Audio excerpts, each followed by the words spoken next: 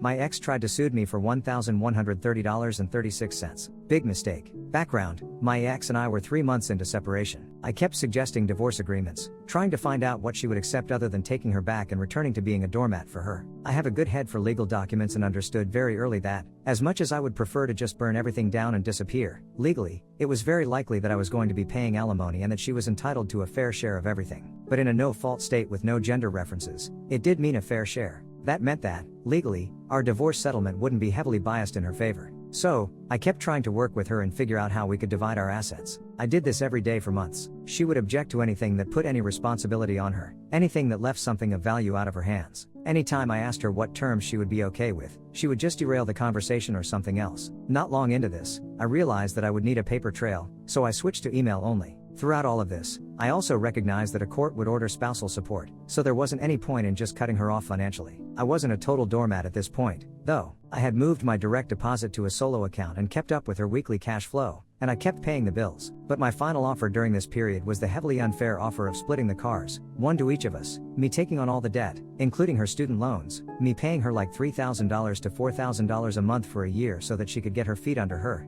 and she gets all of our stuff. I would walk away with my car, my dog, some tools, and some clothes. Still, this was a no-go. It wasn't good enough for her, and so we get to the meat of the story for this malicious compliance. 3 months in, I finally get her to agree to a mediator since I'm getting nowhere. She shows up to the initial meeting, the first time we've seen each other in a while, the second time since splitting. She had been staying with her sister. The mediator starts out with the rules of mediation and the agreements to sign. I sign easily, she balks, but eventually signs. Finally, one of the relevant terms is that we agreed not to file any other legal paperwork. We would come to an agreement, and the mediator would file the final court papers on both of our behalf to get the divorce ordered. The mediator starts asking basic questions, and every question to either of us results in my ex launching into an irrelevant topic, attempting emotional manipulation of me or him. I just ignore her and direct my interactions to the mediator. The peak was when she literally crawled on top of the big table to stick her face in mine to force me to see her and engage in her ranting. The mediator called it quits at that point. He reminded her of the rules that she agreed to, gave us homework to fill out,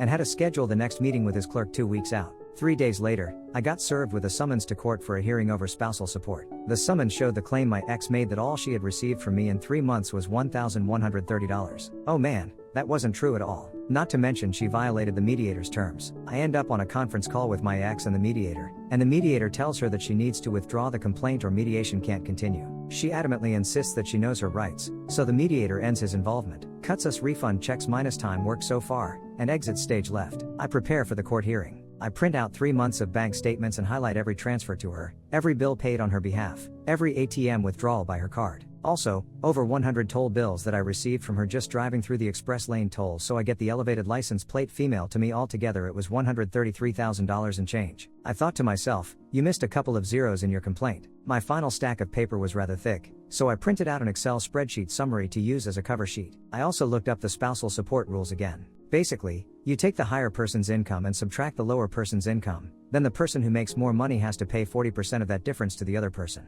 There's a little wiggle room, but that's it. Simple. She was currently getting up to 72% of my pay once you factored in her bills. This court hearing was a good thing. It wasn't as good as a mediator and having a fast resolution, but I wasn't likely to end up getting screwed here. Not to mention I had daydreams of her finding out what lying on court documents might do. The court date rolls around. I show up to court, waiting in the hall outside the family law section. She shows up, plops herself next to me, and starts going off on me again. I try to ignore her, then to keep from engaging, I start a written transcript of her ranting using the back cover of my paperwork folder. Finally, she realizes what I'm doing and ends the rant with, "Oh, I guess you're writing what I'm saying so you can make your friends hate me. Trust me, they need no encouragement." She huffs, sits a few seats away, and is quiet the rest of the time that we waited. The court officer finally comes to get us, and we head in. The officer starts giving the legal speeches and then asks my ex if she has anything to add to the complaint. She launches into a roller coaster speech, proclaiming all of my bad faults, how mean I was to try to divorce her, and how I obviously didn't need any of the money that I made because he's just going to live somewhere simple and cheap anyways. Yeah,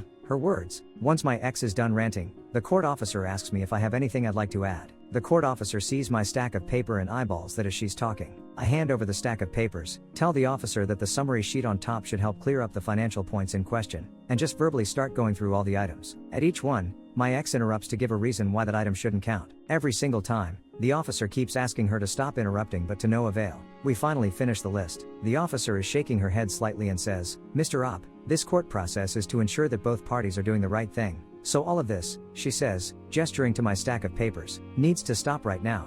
We will garnish your paychecks for the amount specified by law and send that to her instead. I know that this is a win. I knew that it was going to be, but she didn't. She sat there all smug as we got into the calculations. I know that she was thrilled at the idea of getting a court check directly. It sure would show me.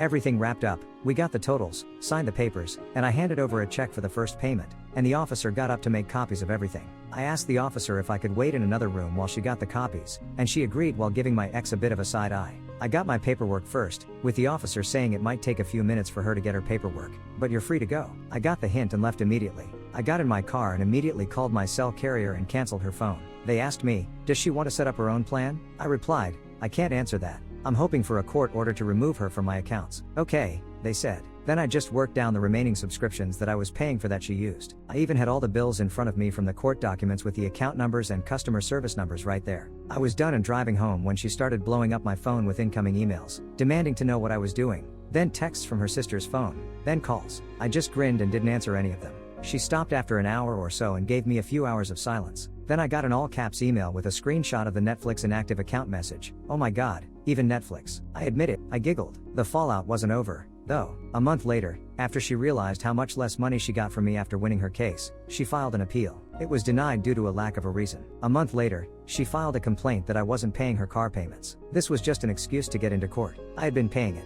and I was also pretty confident that even if I hadn't, she didn't know how to get into that loan's account. She legally could. She just never had cared to learn how. This time I had a lawyer, and we both went to court. My ex was joining by phone. The officer paused before calling my ex and tells my lawyer, this lady is a piece of work. The validation of that statement will always remain with me. The call goes predictably. My ex makes irrelevant rants. The officer keeps shutting her down. Finally, the court officer asks my ex for proof that I wasn't making my car payments while she's holding documents proving that I had been. My ex nearly screams, I just know that he isn't so that he can hurt me. The officer replies, I am holding proof that he has paid it and is satisfying his legal obligation. This complaint is dismissed. Thank you, and hangs up on my ex.